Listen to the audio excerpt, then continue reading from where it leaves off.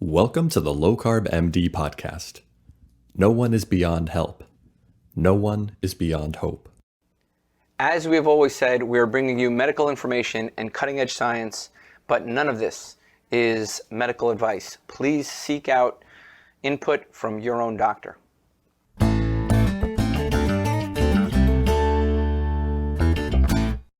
All right, guys, welcome to the newest episode of the Low Carb MD podcast. Brian is going to be so upset that he missed this one, okay, because I've seen this this guest talk in front of the DGA, and it really moved me.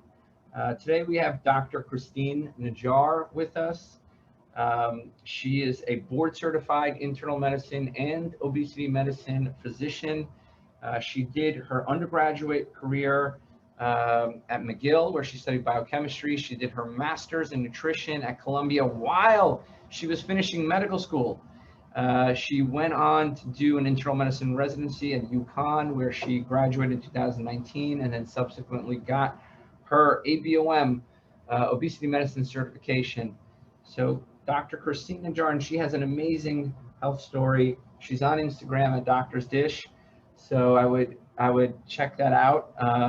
But Dr. Christine Najjar, thank you. Can I just call you Christine, or what do you want me to call you? Christine is fine, Tro. Christine. Okay. So yeah, I'm just curious. I know a little about your story, and I know our listeners are going to be eager to kind of hear about it. But I want to go back. I want to understand. Okay, what makes Dr. Christine Najjar tick? And so I know you were look, you went and got a master's in nutrition. You were, into lifestyle for a long time. So help me understand, when did you first know you wanted to go into lifestyle medicine, and when were you interested in diet? When did this all manifest? And then how did that change over time? So when did it all start? It all really started in childhood. I, born and raised in New York, but both of my parents are first generation, came to America. They were both born and raised in Lebanon during the Civil War. And so in the summer times, rather than sending me to summer camp, we would go to Lebanon. And my weight would naturally fluctuate every single summer without trying to go on a diet. I would lose weight. I'd come back stateside and gain weight. And it was this very weird, bizarre, I couldn't explain it. And I struggled with my weight, as an American living here in this country. And, first diet I ever went on was as a middle schooler. I tried Weight Watchers with my mother. And I even remember in elementary school, people, the girls talking about diet and appearance. And this is kind of just a very systemic cultural thing. Even in, the Lebanese culture as well, people are very open to kind of judge your appearance, but at the same time, they're very loving and hospitable and all about feeding and nourishing. And can I give you a little anecdote, because yeah, we share something in common. My parents are both actually from the same neck of the woods. They're Armenian immigrants that came to this country with nothing in a time of turmoil. And I'm so proud of my parents and happy to have my parents. But you're absolutely right. And my whole family basically came here with nothing, and they an amazing story. But one thing you'll know about Armenian, Syrian, Lebanese, right? The first thing they'll say is, "Why aren't you eating?" Yes. Right. And then they'll say, after you've eaten, you've gained weight. Yeah. Right? It's always like, you need to eat. Like, no, I don't want to eat. No, you need to eat. It's actually considered like, an insult if you go to somebody's house and don't eat. So I'm just wondering, was it like that for you growing up? Absolutely. It was definitely like that. And you kind of become more aware of it as you get older, and you learn to say no thank you when you really don't want to eat, but at the same time you kind of realize you have to have something, or else they're really going to take offense to it, which was interesting. But nonetheless, that's really and I spent a lot of time in the kitchen with my grandmother, with my mother, helping to prepare meals, and that's where my love of cooking really developed and started. And from there, I just kind of always knew that you know, I Did remember you eat when raw liver? This is what I did. So my mother grew up eating raw liver for breakfast, and I hated the taste of it. Absolutely, like, could not. To this day, I cannot have raw liver. Even cooked liver, my mother loves it. I can't swallow the taste of it. But bones and bone marrow, if you ask me what my favorite food was growing up, I would say bones. My grandmother made this amazing, you know, like calf bones or mutton bones, and in this like stew with white beans and the meat. And oh man, that was just my favorite meal. And my brothers would think I was like crazy because it's like I'd sit there in this hot weather just like knocking out all the bone marrow, but I just thought nothing tasted better than this.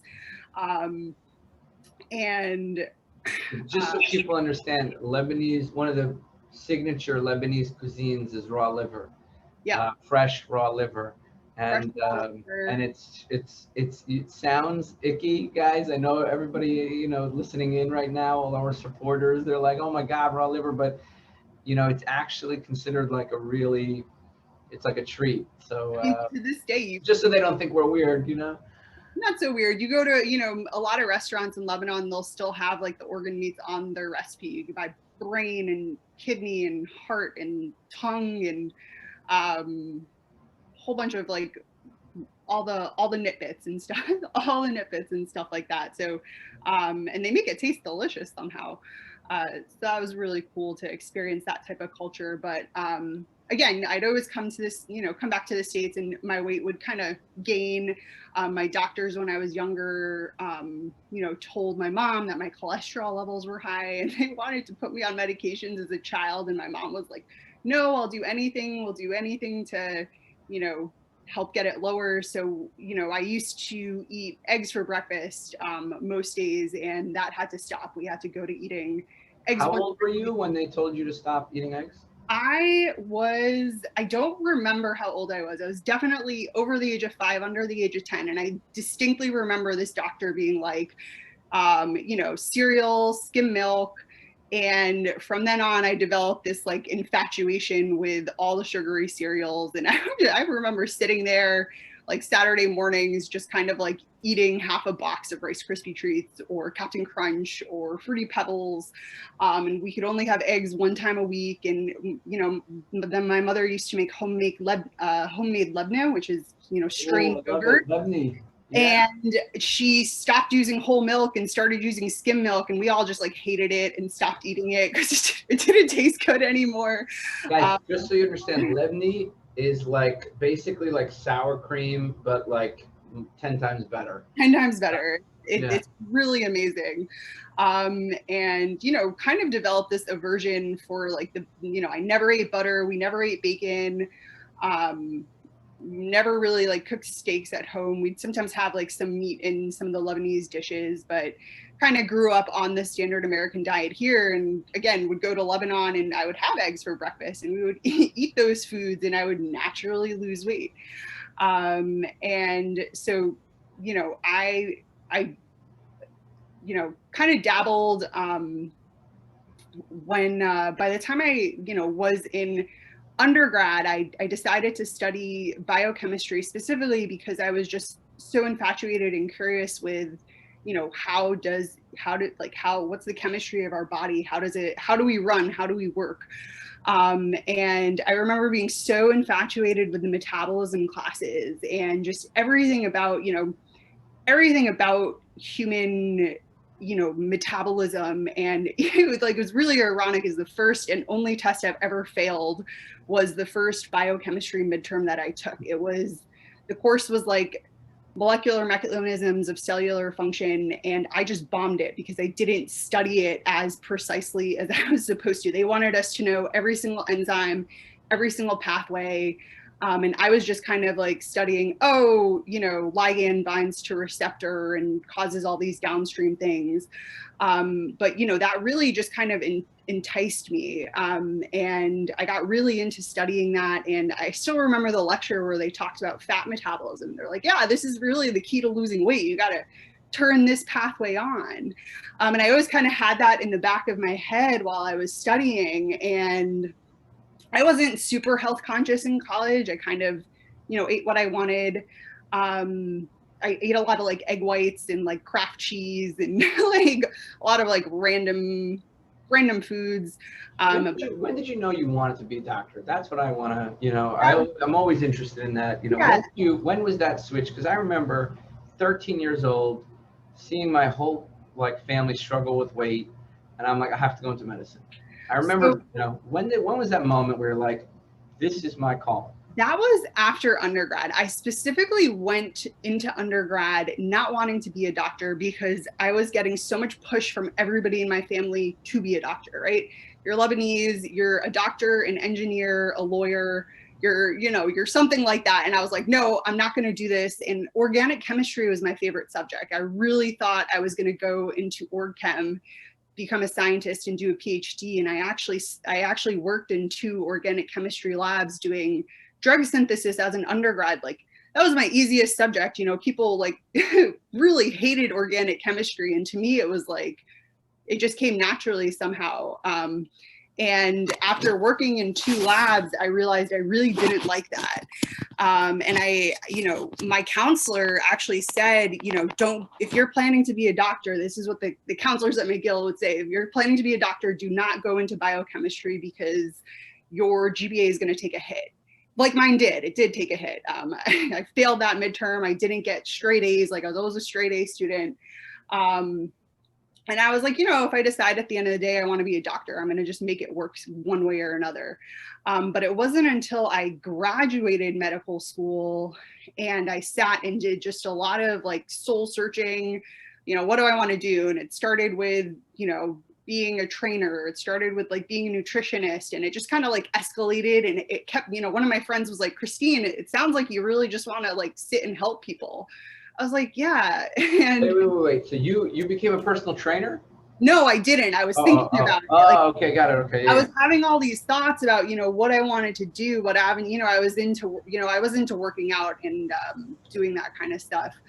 And eventually it just landed on, like, why not? I really like studying. Why not just, pursue this avenue? And I'll never forget, I wanted to take 2 years off. I wanted to take 2 years off after undergrad because I felt so like wiped out from studying. And I called my mom and told her I was going to take a year to study for the MCATs and, then apply to medical school the next year.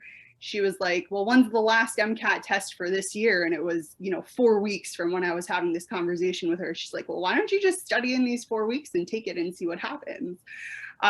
So I did. I studied. What was good about it was, I had such a good background in organic chemistry that I didn't need to really study that section.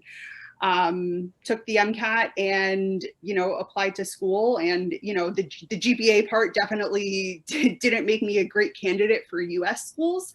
But, I got into Grenada, and that's, St. George's University, and you just need one. So that was it. I packed my bags and went to Grenada, and but then you also, like, midway through, you're studying your butt off. You're like, oh, let me just get a master's in nutrition on top of a medical degree. Right. So this is where my like first dive into the vegan rabbit hole happened, was in that gap year between undergrad and med school. I was staying with a friend who had read the China study.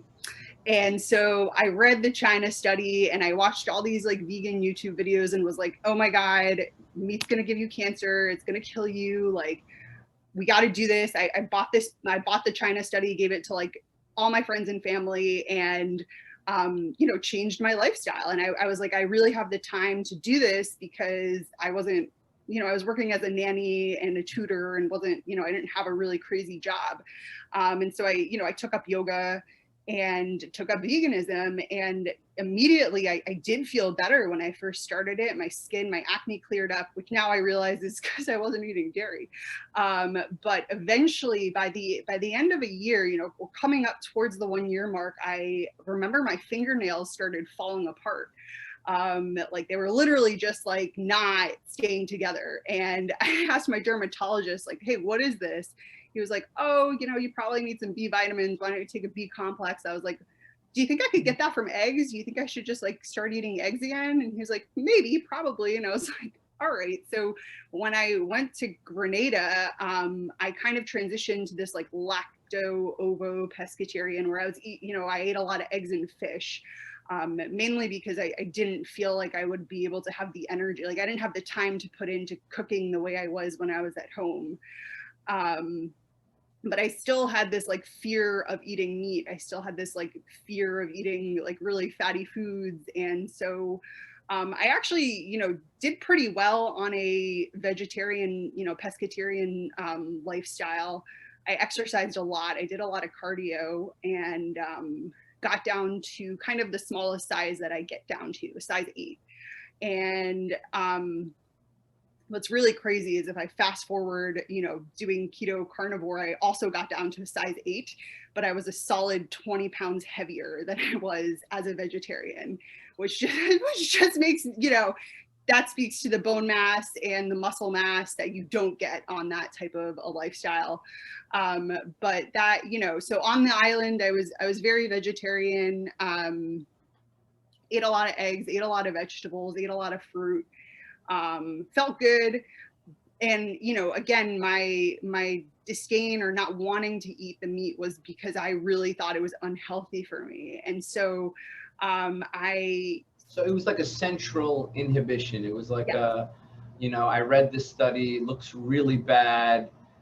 But meanwhile, like if you really were listening to your body, it's like, wait a second, you just don't feel good. Your Right. nails are brittle. You're kind of experiencing some sarcopenia. Right. And which sarcopenia, guys, is just like a lower, muscle mass. Yeah, I mean, it sounds like So my felt better because you probably, as you were getting healthier, you adopted a lot of healthier patterns of eating, right? Like you probably avoided junk, and so your acne clears up, and kind of you get this, the honeymoon period, right? Yes, absolutely. There's definitely a honeymoon period. And and like, eating eggs and fish, my fingernails did harden again. So I felt like, I fixed whatever problem was there. But I did have this insatiable hunger. I was hungry a lot. And so anyways, come to, the second 2 years of medical school, you really do all the studying for medical school in your first 2 years of the bookwork. And our nutrition class was like 2 weeks, and it focused on like starvation children in Africa who had kwashiorkors and like all these things that are so just like irrelevant to modern day chronic diseases. And I was like, this is like, I can't be the type of doctor I want to be with this information. I need a supplemental education. And so I'm, scavenging the internet for what I can do. And I come across this program at Columbia University, which is specifically for medical professionals. That's part-time. So, it's meant for people who are working full-time to be able to do this as well. It was a 3-year program. And I said to myself, I have a full-time job. I'm doing clinical rotations, but so I should be able to just squeeze this in. It was 1 weekend a month where I had to go up to the Columbia University campus. And if you couldn't make it for whatever reason, you could always watch the classes online. And so I sent an email. I was like, hey, I'm not a doctor yet, but I've done my first 2 years and I really want to complete this program. Would you have me? And they're like, sure. Why? Like, if you think you can do it, let's sign you up. And so I just did it. I really felt alive studying nutrition. And for the first time, my beliefs about, meat were very much meat and saturated fat put to question, because we're, kind of the biggest takeaway point that I got from that program was really learning how to analyze literature and really, what are observational studies, what is epidemiology, and learning how to critique those studies. And, at the end of the day, my professor was just like, Christine, there's really no good substantial evidence for this. And it was the first time I really like questioned myself and what I was doing. And I was like, Professor, do you mind if because I know the Columbia Nutrition Department very well. I'm just curious. Was it Christina Bovian? No, I don't. That name doesn't ring a bell. Okay, yeah. I'm just curious. She's written several books on obesity. She's at Columbia, or she at Cornell now, I think. Yeah. She was a prior ABOM president. I'm just curious, who convinced you? You know, I know those staff really well there. You know? Man, what was her name? Kimberly H. I can't remember. I gotta look up my old doctor. That's all right. That's all right. You know, it's like from a distant past, you know. From the distant past. And you know, what was really interesting about it is, you know, the dietitian who came to give us our lecture still kind of fed us the standard American diet, where it was, you know, your grains, your whole foods, you know, beans are a good source of protein.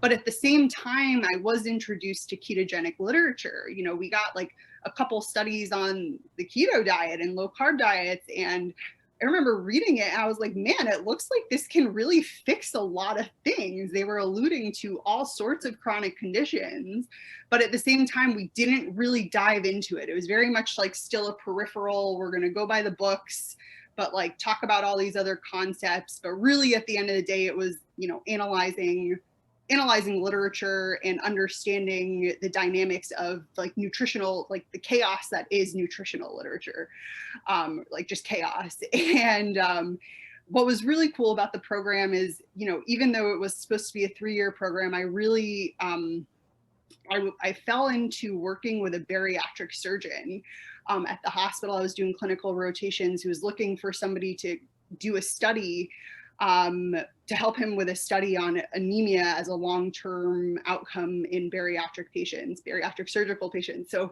I took on this study, and my professors at Columbia allowed me to use that as my master's thesis.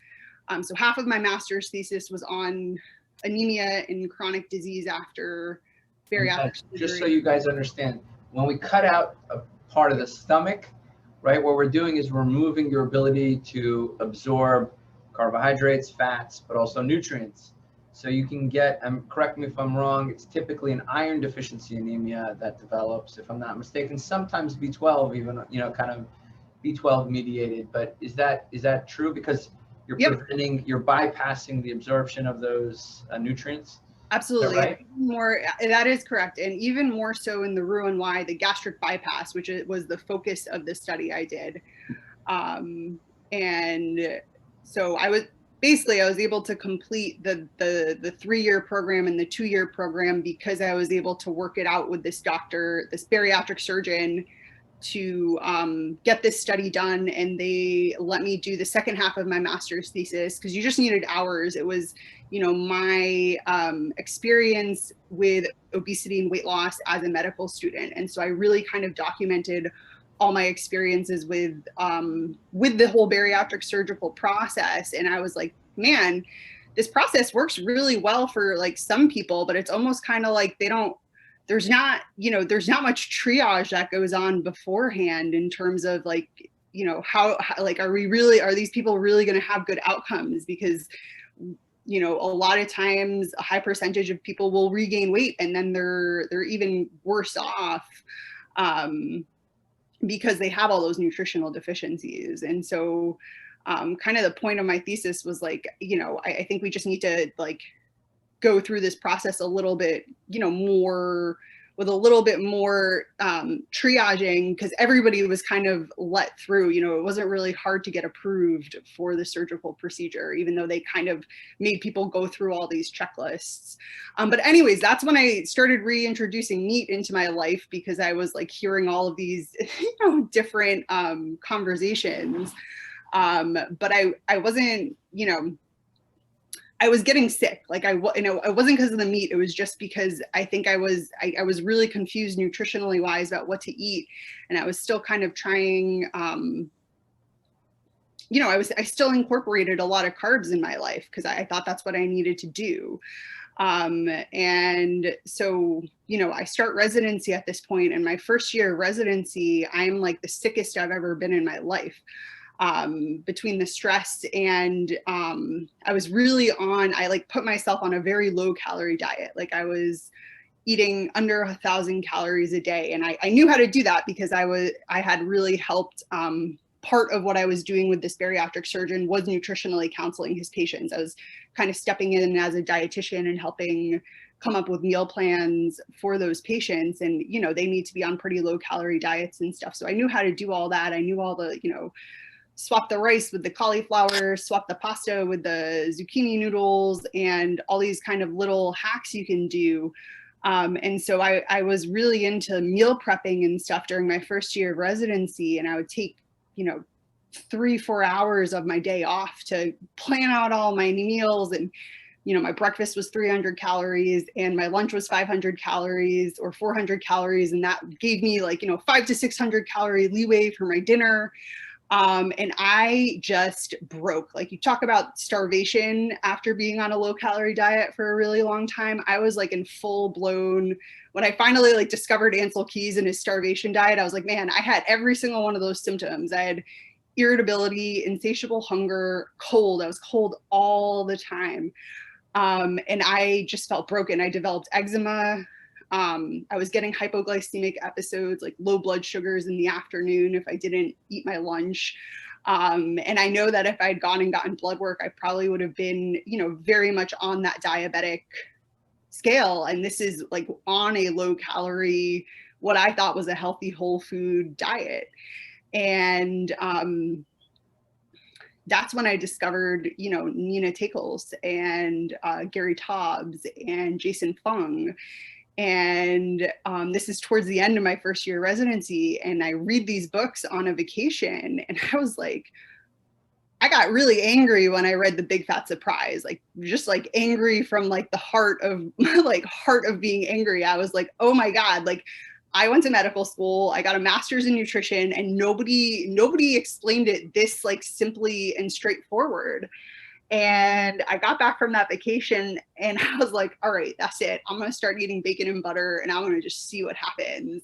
And I remember the day where I just sat down and had this conversation with myself. I was like, you got to just stop caring about these calories. Just stop it. This is not a healthy, I just developed such an unhealthy relationship with food and this obsession with what I was eating.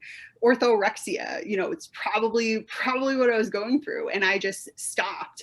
And I stopped caring about how many calories I was eating. And I started caring about, a little bit more about macronutrients. And I tracked the macros in the beginning just to learn. I had no idea how many carbs were in an apple or how many carbs were in a potato or how many carbs were. This was about 4 years ago, right? Yeah. This was about 4 years ago. So, right.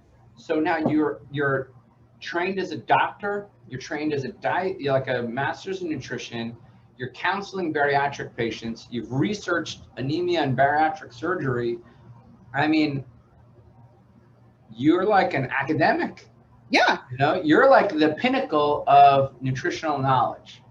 And it took, right? And it took, right? So that in itself is we should stay humble, man. We should stay humble because we may think we know, but we don't know, right? And so, but it took Nina Teich. So Nina Teich is one of my heroes. Hero, absolute right? hero. She's one of my heroes. Her book is fantastic, Big Fat Surprise. I mean, it's a New York Times bestseller. She's beyond an advocate. She knows and lives this. So and Gary Taubes too. Yeah. Why We Get Fat. That was another book. I was like, this is so simple. This is so simple. Why? And then Jason Fung was another big one, the obesity code, the diabetes code. I was like, this is science. These are really good, really well put arguments for, something that is highly controversial. Yeah. So why do you think, I'm just, let's go back because I think both you and I, we're, we kind of have a very similar story, highly interested in nutrition and, so let's go back. Why do you think we had our blinders on back then, right? You were smart. Because it sounds like you were brilliant at McGill, did really well, medical school, master's in nutrition.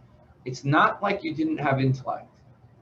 You think that you pay all this money for an education, you think it's going to be the best. You really think you're going to just learn everything there is to know. And I I don't blame doctors for not believing these things, like without having some type of self-experience, because you study really hard, and I just think it's, you know, it's a fault of the system. Like why the heck was my nutrition course, you know, in med school just 2 weeks on completely irrelevant things? But so even if you had it, right? Even if you had more nutrition, who would have been the people giving you those that education? It would have been the academic types that had basically given you your education anyway. Right. Right. It would have been more of the same. Right. And Right. so my question to you is, you know, why do you think we were stuck? Because I was there. I was stuck for, you know, I got my personal training certification when I was 19. Wow. When I was 19. And it took me till 30, you know, 30 years old, I guess, to kind of wake up. And so what did it take for you to wake up?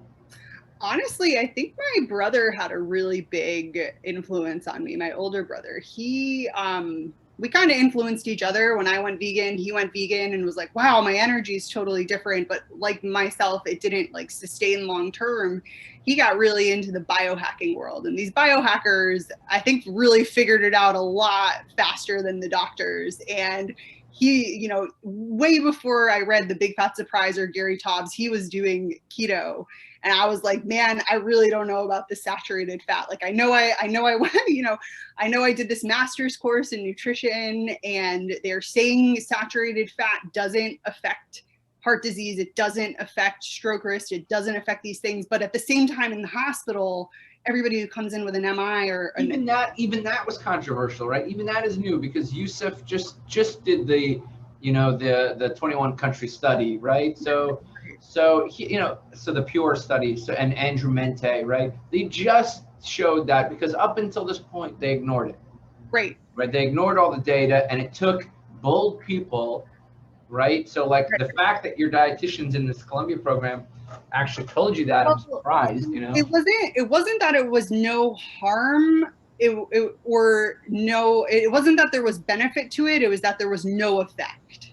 That was kind of the conclusion. So I was in this weird limbo where I was like, okay, does it harm people? Does it benefit people?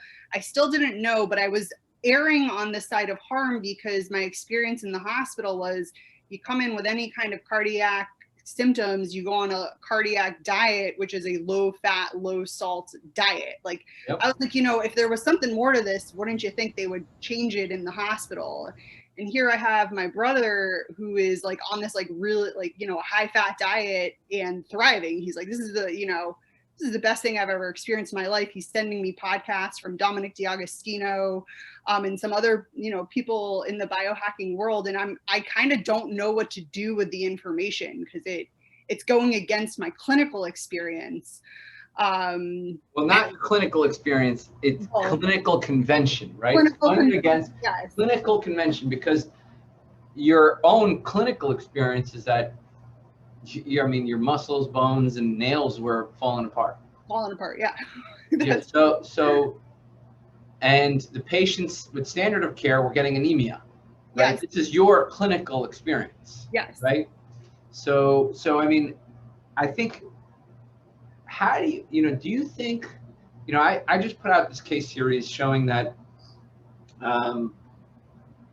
more than 80% of blood sugar fluctuations in our severe diabetics are just due to carbohydrate restriction alone, not weight loss. Yeah. And I point this out, and you're like, yeah, I know, because you use CGMs, and right, but like all of our colleagues, they don't know this. It's like I'm some foreign instigator to them who's showing them these random, like, even though we have, I don't know, 5,000 CGMs worth of data, like the clinical experience that we have in this practice is more data than exists in the literature. Yeah. Right. So we presented 3 and now they think I'm crazy. They're like, this guy's crazy again. You know, he's just shown us 3 patients and he thinks he can make these wild accusations. Well, they don't know that I have like legit 5,000 CGMs worth of data, one of the biggest amounts of of data that exists for continuous glucose monitoring, right? But now the thing is they think I'm nuts. So this is what I say to like the calorie argument. I say I studied biochemistry for 4 years. I learned every single biochemical pathway, every single enzyme, you know, all of it. And at no point did I come across a calorie receptor. Doesn't exist. Calories just like they do not play a role in your physiology. They have no role in biochemistry. At best they're a proxy for total nutrient intake, but it's the fats, and not all fats are the same either. Long chain, medium chain, short chain, they're all metabolized differently. And Ben Bickman, his work is fascinating with these short chain fatty acids or ketone bodies, and how they act differently. They make your muscles work more efficiently. They beige your white adipose tissue. Like, so all of this, it's so not straightforward like that. But it's the nutrients that trigger the hormones. It's not the calories. The calories aren't triggering anything. And so sure, maybe if you eat too much fat, you're going to get less of an efflux of fatty acids from your fat cells, and that could stall weight loss. If you eat too many carbs, you're going to get a physiological insulin response. And insulin is a fat storing hormone, and it's taking the sugar out of your bloodstream and putting it somewhere, because high levels of sugar in your bloodstream damage your arteries. Like, it's not, that's how I explain it to patients anyways. But the whole calorie thing, I can't wrap my head around it because I can't find the receptor for it. And so it'll never fulfill, Bradford Hill criteria of actual theory, because it'll remain a theory and a skepticism.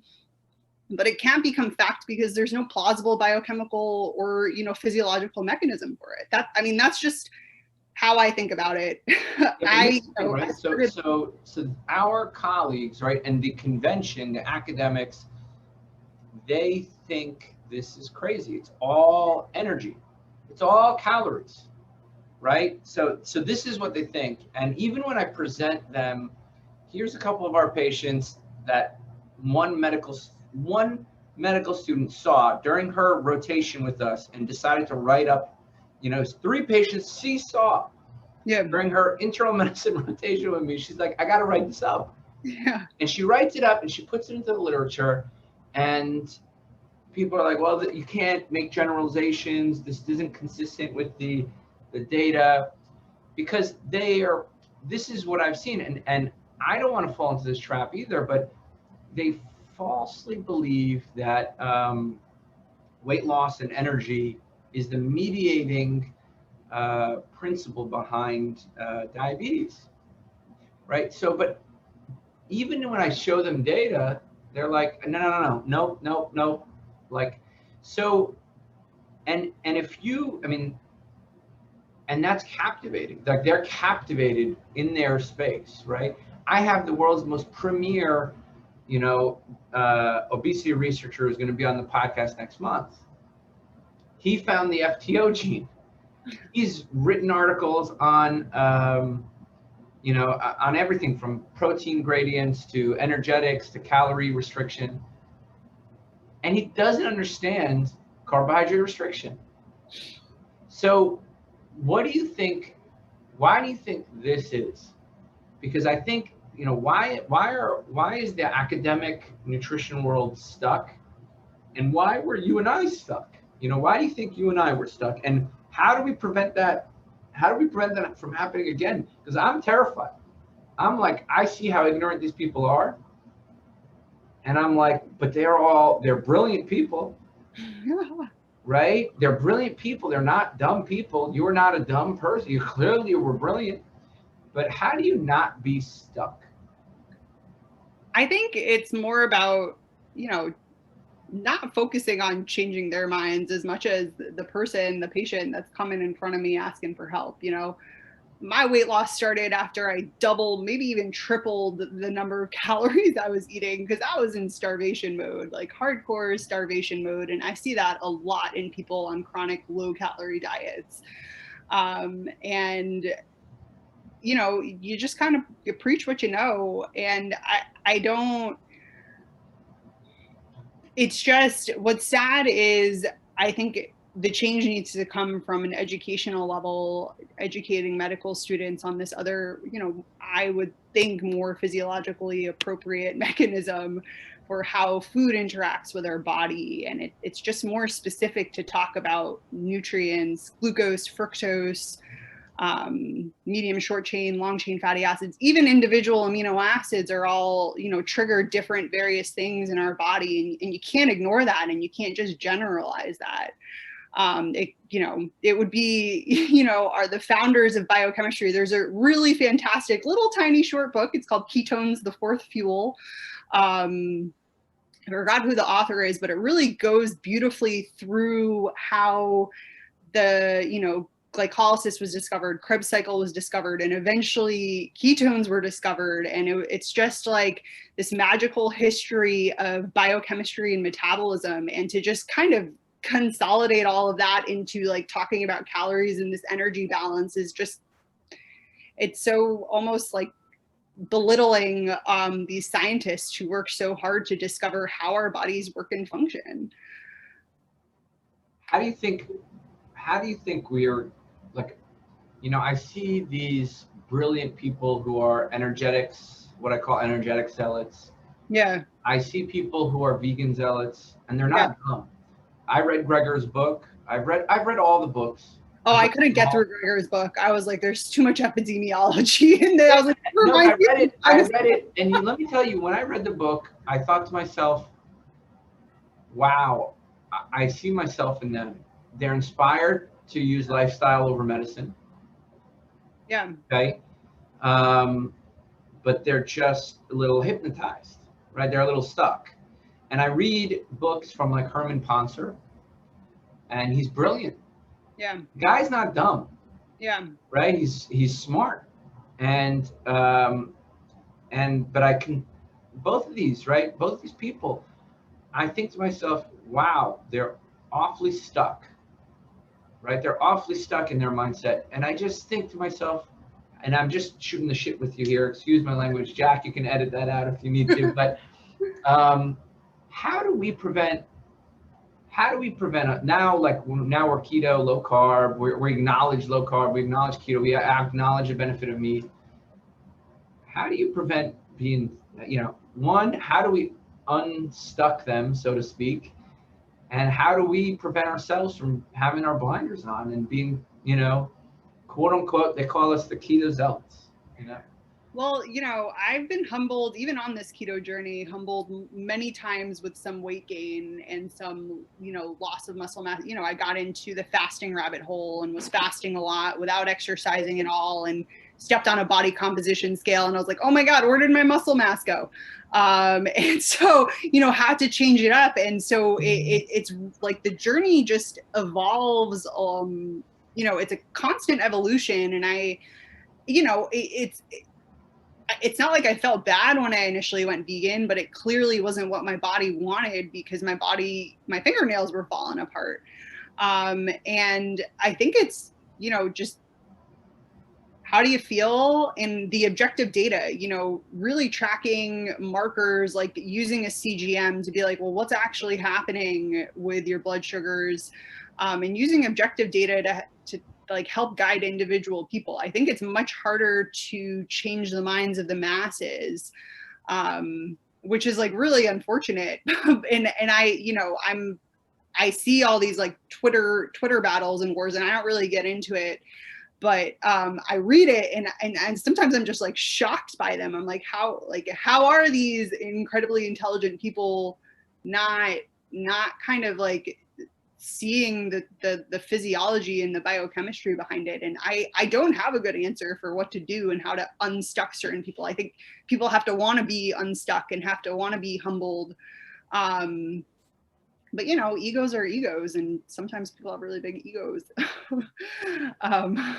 Yeah. I mean, I think what's the thing is, one of the things that I learned, early on, it's funny. It's, and we talked about this on another podcast, but how they taught us, like in medical school, that the history is 90% of the diagnosis. Yeah. Right. And when they first said that, I was like, yeah, blah, blah, blah. Give me the CAT scan, you know? Yeah. Right. That was kind of like, yeah, that's just talk. But I've come to really see the value in that. You know, it's that we don't have the answers. Right. We get the answers. Our patients tell us the answers. Absolutely. Right? That clinical experience and clinical data is so important. Not that they intellectually necessarily know the mechanisms, but they have the answers. Yeah. Right? They have the answers. And you know what I found is that that's humbling. Yeah. Right?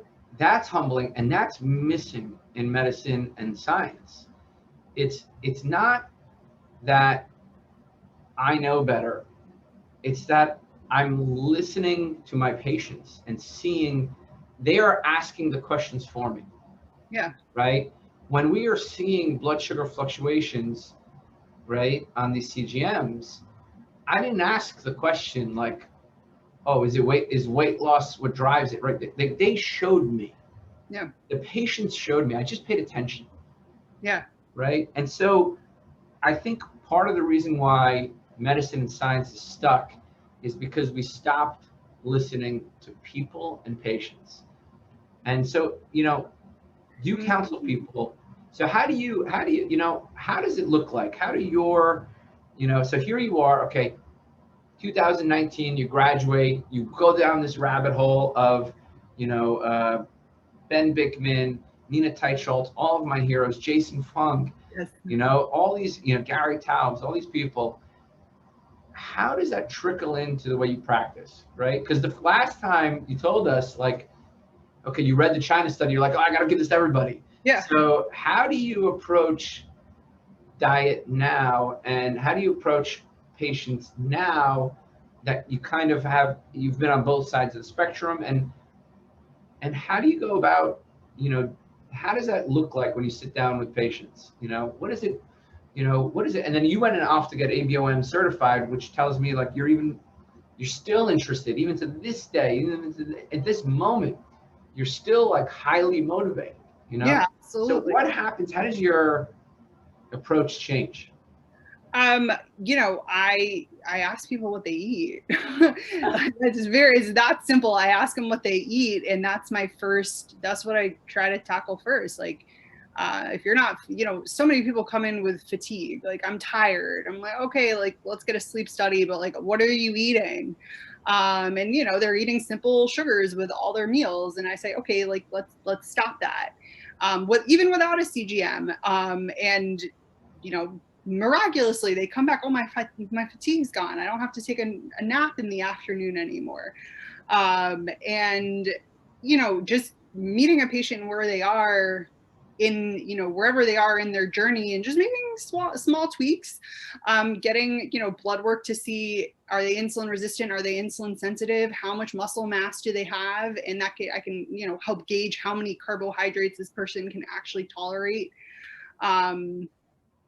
And just going from there. I don't like I don't like saying carbs are the devil, or that they're evil, because you can, some people they can tolerate it. These bodybuilders aren't all on low carb diets. But I tell people that's a direct correlation to how much muscle mass you have, because the muscle will just soak up the carbs, and then your insulin doesn't have to do as much work. You could go for a walk and your muscles will soak up the carbs after your meal. But at the same time, if you're diabetic or you're severely insulin resistant, like fix that first. Put some muscle on, and then see what happens. The journey isn't a week long or a month long or even 3 to 6 months long, but we do know from the Virta studies that you can reverse diabetes in 3 to 6 months if you take this approach. A low, an under 20 grams of carbs a day, under 30 grams of carbs a day approach, which is miraculous. And again, boggles my mind when you go on like the CDC website and they're still recommending diabetics have over 200 grams of carbs a day. And it just, because I've seen it, there's nothing that brings me more joy than taking somebody off of insulin. in, sitting with a diabetic and saying, hey, has anybody ever told you that you can reverse this? Like, I checked your C-peptide, you still make insulin endogenously.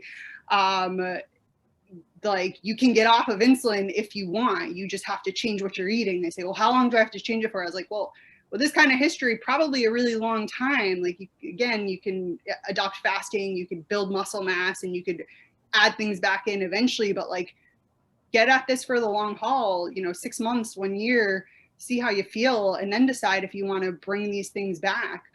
So that's kind of, I really try to cater to the individual that's in front of me based on their history, based on how they're feeling. See some really amazing stuff just with food, just with food changes. I mean, it's so very, sometimes I'll whip out the the GLP-1s. Sometimes that'll help with appetite control, especially in diabetics or insulin resistant, but I really try to stay away from those because at the end, especially if somebody is like, I don't want to be on medications forever.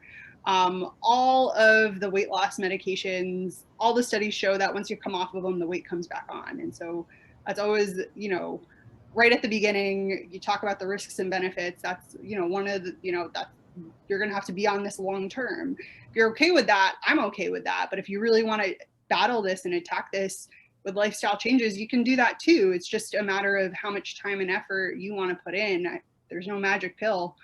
And I'm really just here to help guide you. You're doing all the work. And some people don't want to put in the work. Some people have a lot of other life stressors. And there's so many barriers to that, from, social barriers, economic barriers, financial barriers. And, just help a person when you can help a person. No, I'm 100% with you. I mean, it's hard. It's hard. I think the ideal person for, you and I consider us very similar in that we're evangelists. We want to show people how to do it, right? And the best people for us are people who want to do it. Right. Right. I don't think if you took me and put me back in Hackensack's like the big Meridian Health, which is like the biggest, the group I joined the minute I got out of residency, which is this big hospital-based system. If you put me back there, I don't think that I would be able to affect people's lives. I really don't. They wouldn't have given me the time. They really wouldn't have, that I want to spend with patients. And if you're getting patients going to their doctor, like kind of like they just go and get a flat tire fixed, I don't think that that's the right fit for me. Right. Like I wouldn't do well. So like, I don't think I can do what I do in the system, so to speak. And so I've had to go outside of the system.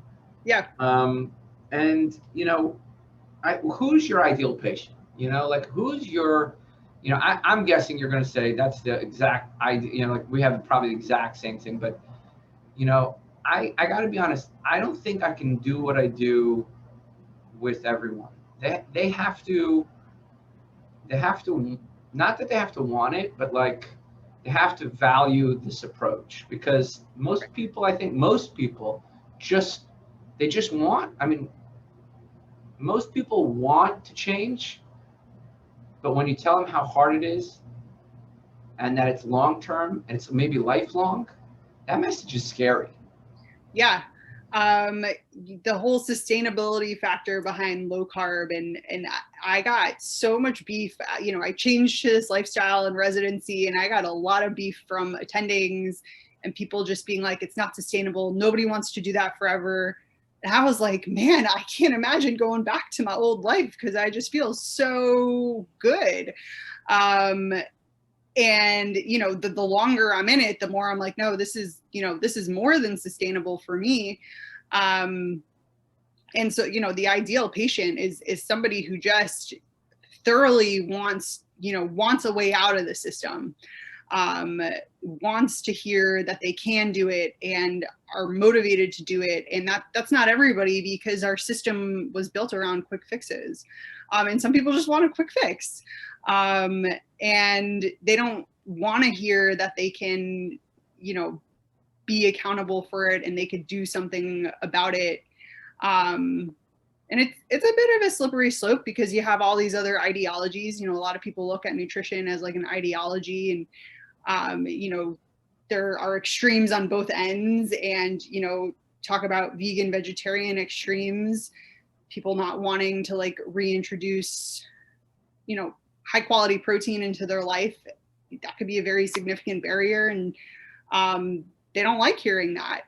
And it, you know, it's hard, right? It's hard. Like it's cultural very sensitivities, right? hard. So we know that meat prevents stunting. It increases IQ in children. We know that people on meat-based diets, their glycemia improves, their diabetes improves.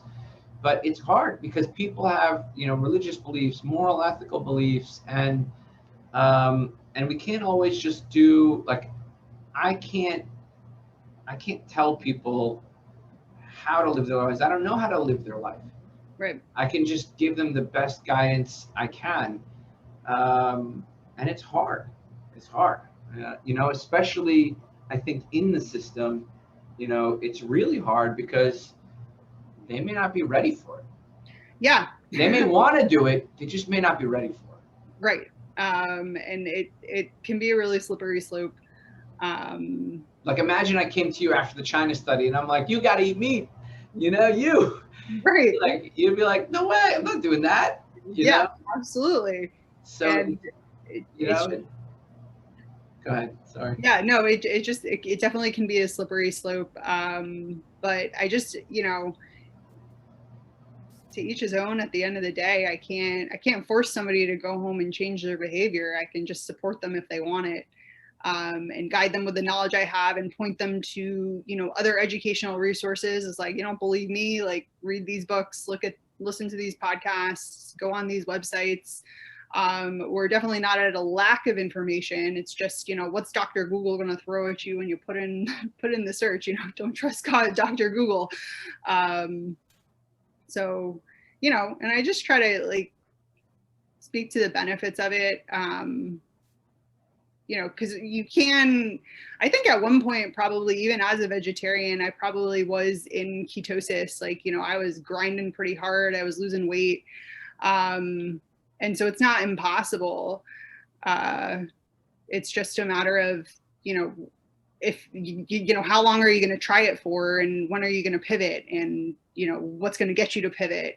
And if I can't convince you to pivot, I can't convince you to pivot. I can't force you to do anything. And I can't, you know, I could give you some Phentermine if you want, but that's not going to help you long term.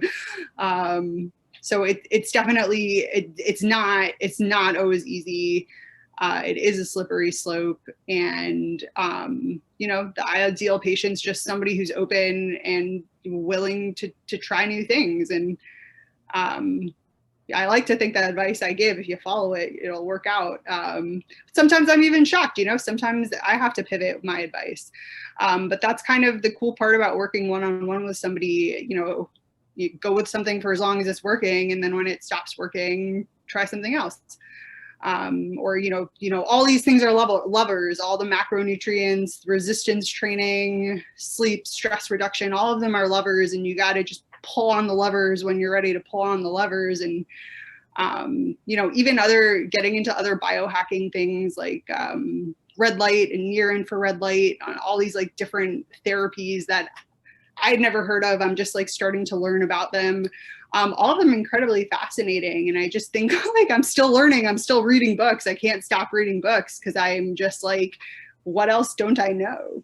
And I think, you know, a good practitioner is just somebody who's always craving more knowledge, just wanting to learn more and trying to come up with new ways to help somebody, because sometimes I'm at a loss of words and I don't like that, but it happens. And, you know, yeah. I think being willing to explore those journeys with our patients, 'cause sometimes our patients are their best advocates. They come to me like, hey, I did this research, you know, I'm like, send it to me. Yeah. Send it to me. I'll read it. You know, I'm gonna you know, take it here and I'm gonna open it up to some questions from our audience. Guys, if you have any questions, now's the time to write it in. We'll populate some questions, and maybe everybody's just tuning in and listening in, so we'll see if anybody has anything for you. But first of all, I want to say thank you for coming, Dr. Christine Najjar. Thank you so much for having me. How do people, you know, in the meantime, while we see if anybody has any questions from the live audience, if anybody wanted to reach out to you, okay, find you, how would they do that? Doctors Dish is my Instagram handle. There's also a Facebook page, doctor with an S at the end, and Dish. That's where I'm posting a lot of my impromptu recipes. They're all pictures I took in my own home, foods that I cook myself, or things that I just came up with. So just feel free to message me on any of those platforms, and love to talk to you and meet you. Yeah, oh, great. Okay, so we got, let's see, I think we got one question here. Perfect, let's do this. Any thoughts on the value of CGMs as a tool for patients? And let's talk about both diabetics and non-diabetics. Oh yeah, this argument on Twitter, I can't.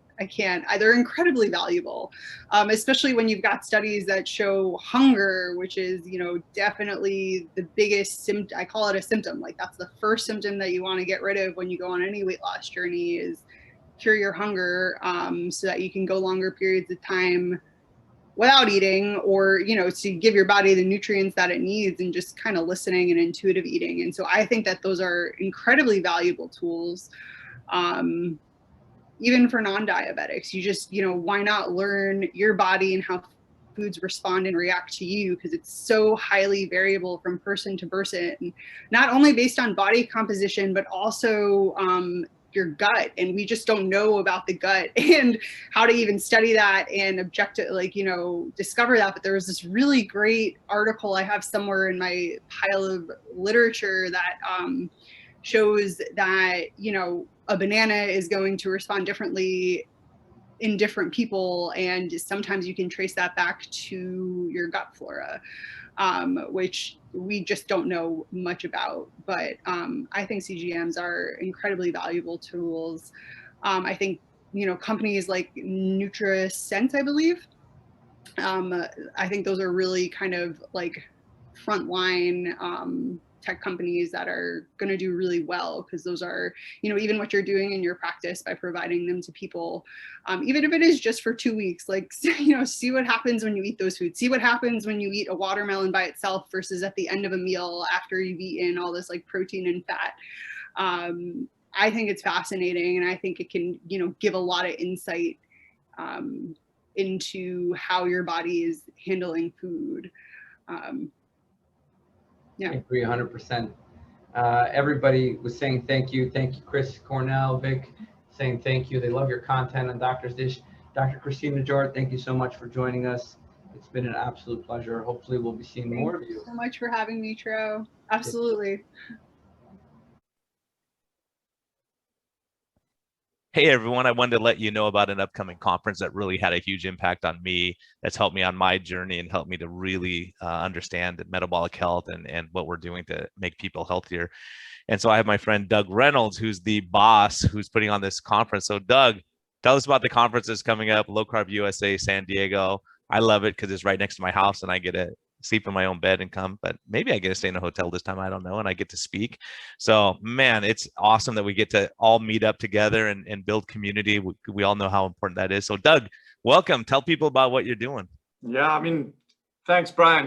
You know, it's really exciting to be able to do it in person again. I think there's so many people out there that are just clamoring to be able to talk to people again and give someone a hug and just collaborate like you know, has become so predominant in all the other events that we've done before this COVID thing hit.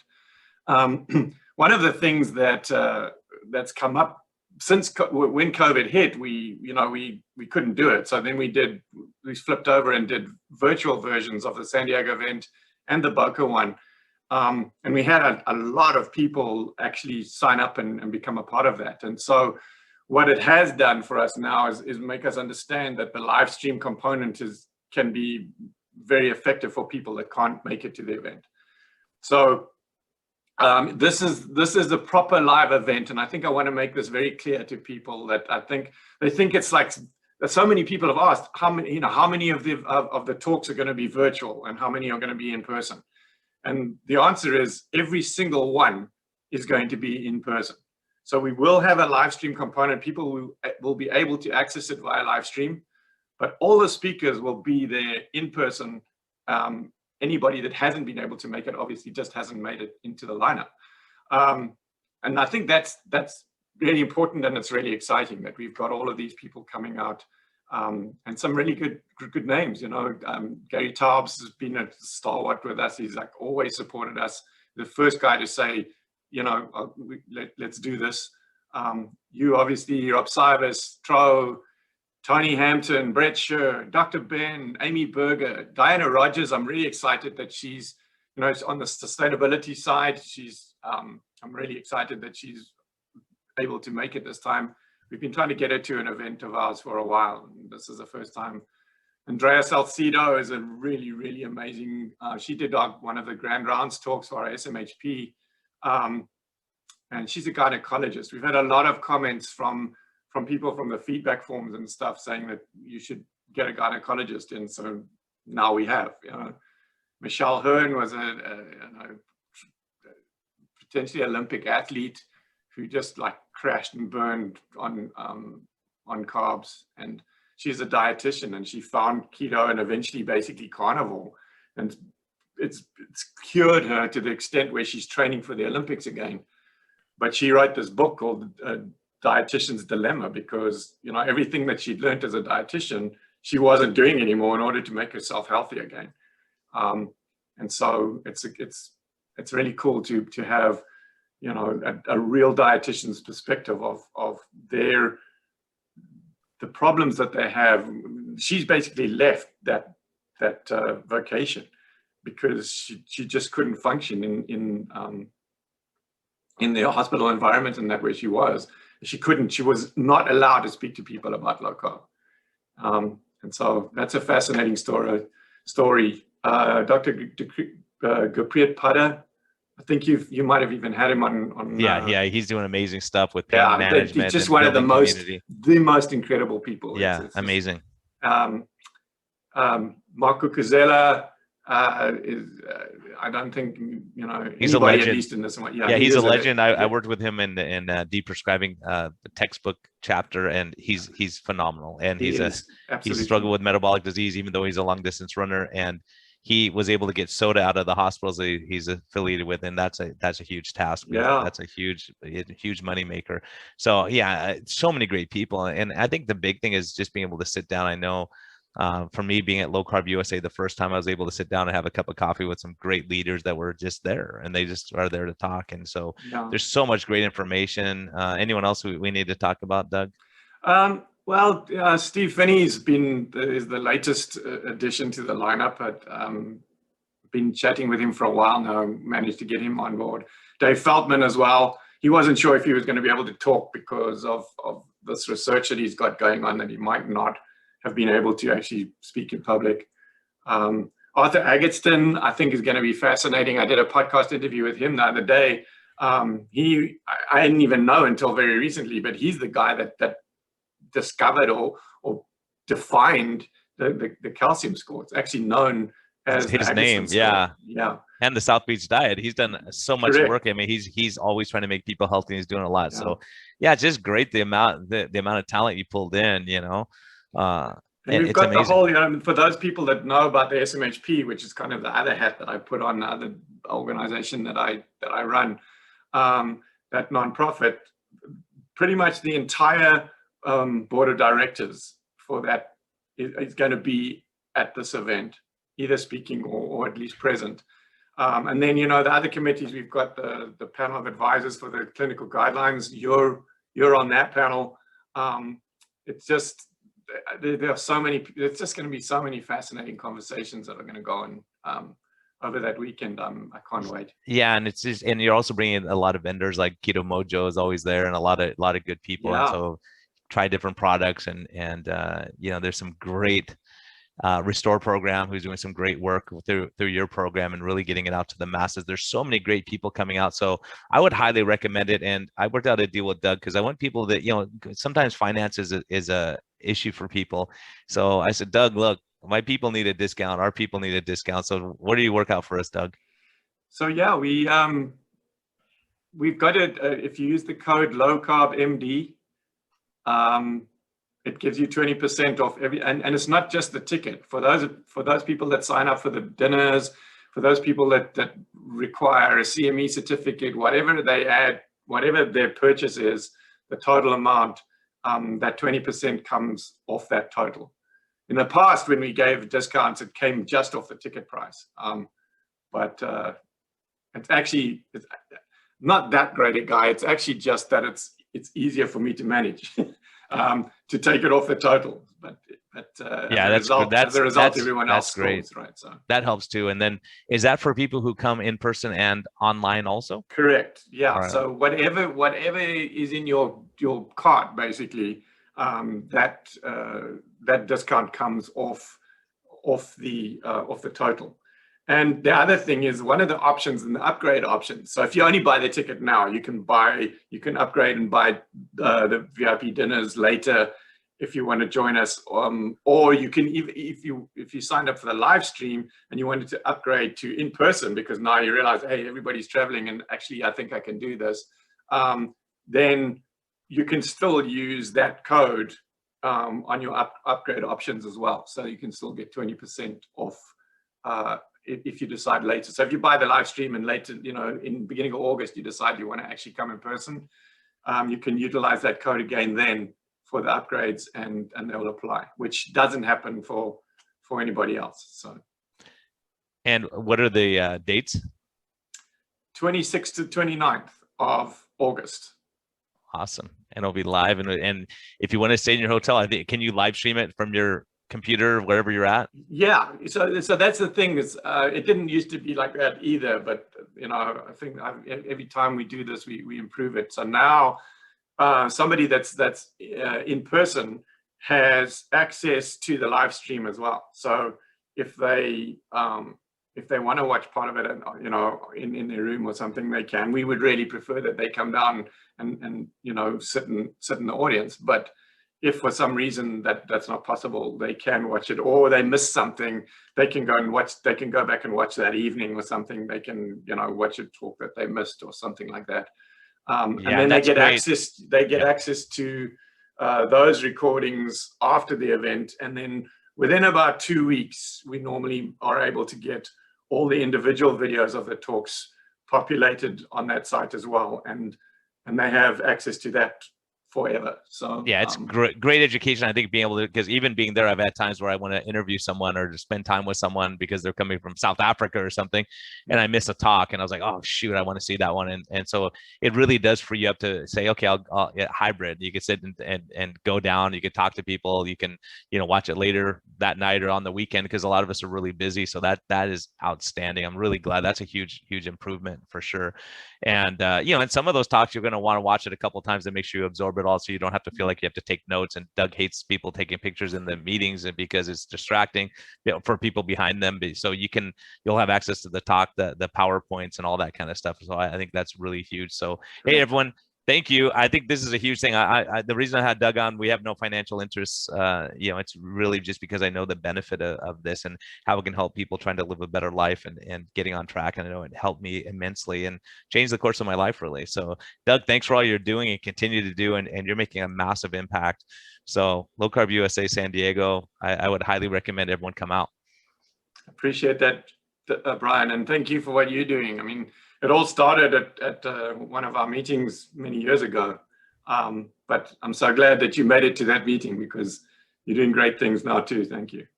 Hey, I get some good South African food out of it sometimes, so it's all good. So hey, everyone, hey, thank you for listening, and thank you for your continued support.